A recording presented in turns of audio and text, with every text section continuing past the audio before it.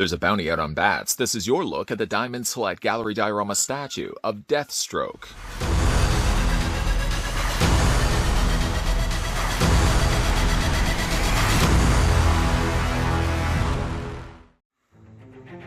A man is only as good as his word, but in the underground world of assassins, mercenaries, and guns for hire, words mean little. What matters is action and follow through, completing the mission.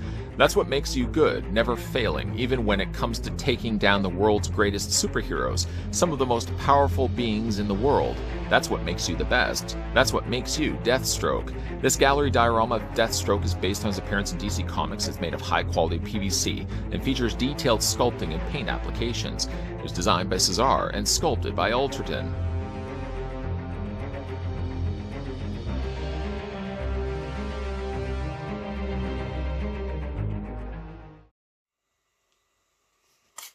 Before we get a closer look at this Guns for Hire, this reviewer for hire is going to first tell you guys how tall the statue actually stands.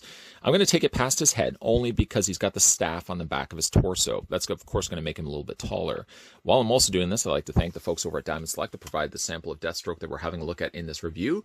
Deathstroke is available right now in comic book stores and online as well. The gallery diorama of Deathstroke stands 11.5 or 11.5 inches in height. And that translates to a statue that stands almost 30 centimeters, 29.3 to be exact.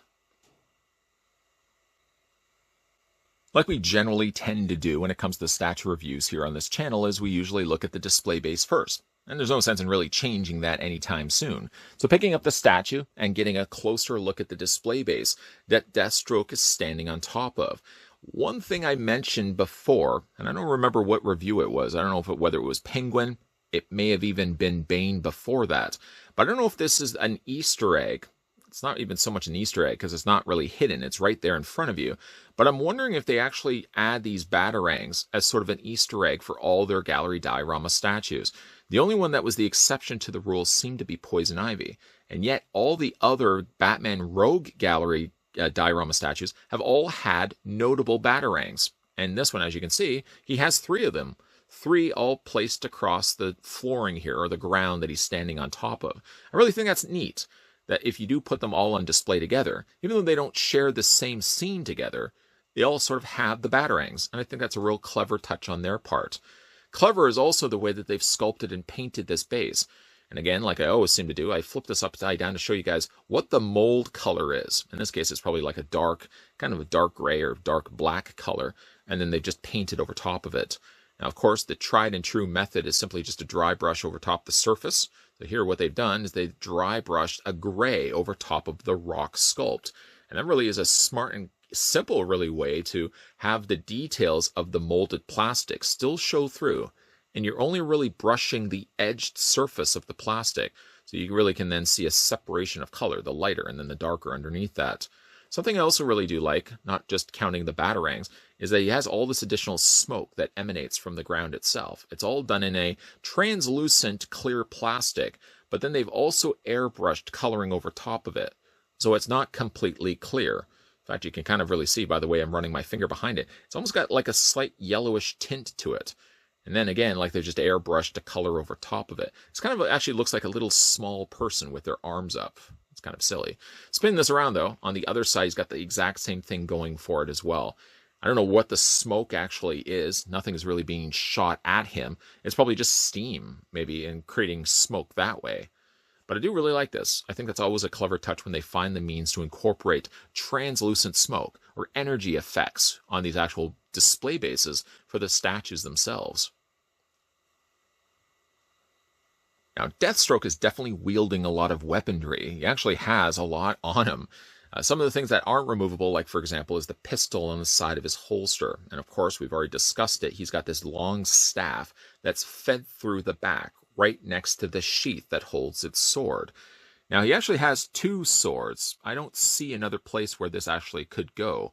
I mean, realistically, if we're talking about where he would be storing the swords, he technically has, again, 2 of them, one in either one of his hands. But really, the sheath would only hold one of them. Unless they're really thin swords and they would just stack on top of one another, but it really only looks like the sheath would hold one of them. So he does actually get an extra sword to go with. I will say right off the bat, yeah, he does have this sort of swooshing effect. You'll see as I spin this around. It's sort of a continuation on the blade, carrying over the silver.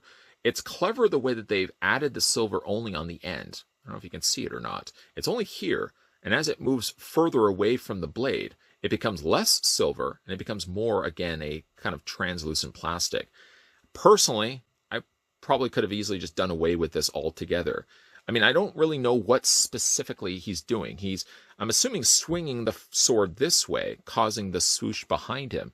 But I think the statue would be just as effective, possibly even more, if this wasn't even here. I would have been fine if he had just been wielding both swords in his hand, and no action was actually even added to any of the swings on either one of his blades.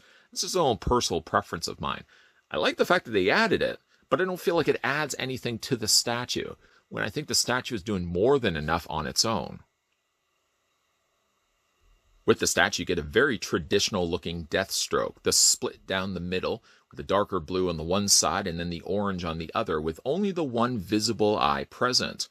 A nice touch to detail is that they've stitched the seam line. I mean, you can actually see it or not, but they've stitched, or at least molded, the indicator that the two halves are stitched together.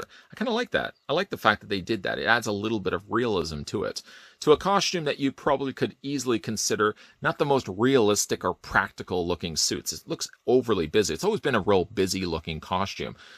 Between like the chain link mesh that he's got in the torso, his legs and his arms. And of course, he's got the sash of ammunition there on his torso. And then he's got these oversized gloves and Buccaneer-style boots. It's definitely a very dated look for Deathstroke. It's always been the case. I've always really liked the design of Deathstroke. It's always over the top. And I mean, again, like, not really the most practical designs of costumes. I will say, though, to the credit of Diamond Select, they really did a bang-up job of painting this guy.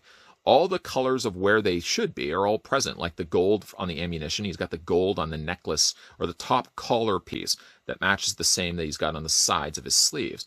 And of course, this wondrous blue that they used is almost kind of a bluish-based, kind of a purple-based blue, really, like a metallic blue that they've used for the meshing here on his torso, like I said, on his legs. It does have some real vibrant colors going for him.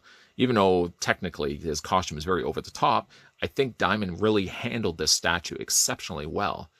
Again, when we look at the coloring there on his pants, the trunk section done in orange, the belt and the pockets on the side are all clean applied. There's no real issues I have with necessarily paint. I'll spin it around so you guys can see the back of it there. Again, all this stuff is really very cleanly applied. The only places that I could point out really are little smudged points on the tops of the gloves. But looking at the fact that they've colored that area also around his fingers, I know it's been intentional. It wasn't an accident that he has that along the top. Again, I really do like the coloring on this. He's got some dark shadowing in all the areas that are orange, so they're not simply just left by themselves. The gloves have it, the trunks have it, the boots, even as ridiculous as those Buccaneer-style boots are, at least crediting the fact that they did add all the additional shadowing to it really does enhance the sculpting of those boots. It's a real successful looking statue. Again, my real only negative I could make, and it's not even necessarily a negative, it's more just my own personal preference. I don't feel like the blade needed the swoosh effect. I feel it could have done fine without it. It gives him a little bit of action, I suppose. It gives him that look like he's swinging the sword. But for the swoosh to be so far down, at least the blade is so low on the figure, I can't see why a swoosh effect would be necessary for having the arm so low like this. If his blade was sticking up, like for example, if his blade was here straight out on this side, then yes, you could have had a wider, like a wider stretched swoosh. But how low that sits on his arms, I really don't think it was necessarily needed to be in the first place on the statue. I think the statue looks so good on his own that the swooshing almost seems like an afterthought. And like I said, I really don't think it needed to be on there in the first place. Deathstroke has one of those timeless costumes that even if they feel the need to modernize it, it doesn't veer too far off the one that we're looking at right now. After all, if it ain't broke, don't fix it. So even his appearances in video games, for example, it's not that much different than what we're getting right here. Though this original OG Deathstroke relied more on just a straight costume and less on armor, but he definitely doesn't look that much different to the Deathstroke that we're getting now. Like I said, if it ain't broke, don't fix it. I like in the case when it came to the gallery statue release from Diamond Select, they didn't feel the need to change things either. They gave us the original design and look of Deathstroke. And that's one of the things I really like about this particular statue. He's ready to battle the bats, judging by the fact he's wielding both blades in his hand, and he's got a firearm on his side and a staff on his back. He's ready to go for it. The only thing that I find that sets this statue back slightly is the addition of that swoosh effect at the bottom of the blade. Yes, I know I mentioned in the course of this review. Even if you look at the back of the box, the way that his arm is just so draped behind him, I don't feel it lends well to the idea of bringing in a swoosh effect. It would be different if his wrist and his waist were twisted and he was swinging that in front of him. But because the blade is so far draped to the side of his body, I don't feel it really necessarily needed to have that swing effect. Now, I could probably go in there and trim that off and just sort of clean up the end of the blade, but I don't know if I really want to start tampering around with such a great looking statue. Like I said, all the rest of it work really well. It's a great sculpted statue with immaculate looking paint. The only thing, again, that I find doesn't quite jive for the statue is throwing that swoosh effect at the bottom of the blade, but the rest of it is stunning. And we don't really get a lot of Deathstroke statues, which seem to be the case with a lot of these Batman Rogue Gallery statues that we're looking at. A lot of these characters don't get very much treatment. So it's nice to finally see Diamond Select giving as much love to the DC Rogues galleries as they do with like the Marvel. Because I always feel like we get more Marvel gallery statues than we generally do DC. With the recent releases of all the Rogues that we've gotten, plus Deathstroke. If you're a big fan of the DC villains like I am, it's a perfect time to be collecting these gallery diorama statues. A big thank you to the folks over at Diamond Select who provided the sample of Deathstroke that we had a look at in this review. If you're in the market and would like to pick this one up for yourself, Deathstroke is available right now in comic book stores as well as online. So happy hunting. Also, if you're new to the channel and liking all the content you're seeing, we've been doing certainly a lot of statues as of late, but hit that subscribe button down below. Turn, of course, that bell notification on, and just know that Monday to Friday, 12 p.m. and 2 p.m. Eastern Standard Time, that's 2 videos a day. That's 10 videos a week. Every day we're going to have new videos coming up. So there's always new content to be checking out. So always, always, always keep those peepers ever peeled. Lots of stuff coming your way, guys. We're going to be looking at some Diamond Select statue reviews. We're going to be having a look at some other Diamond Select pieces. Lots of stuff, like I said, coming your way. As always, thanks for watching, and I'll see you next time.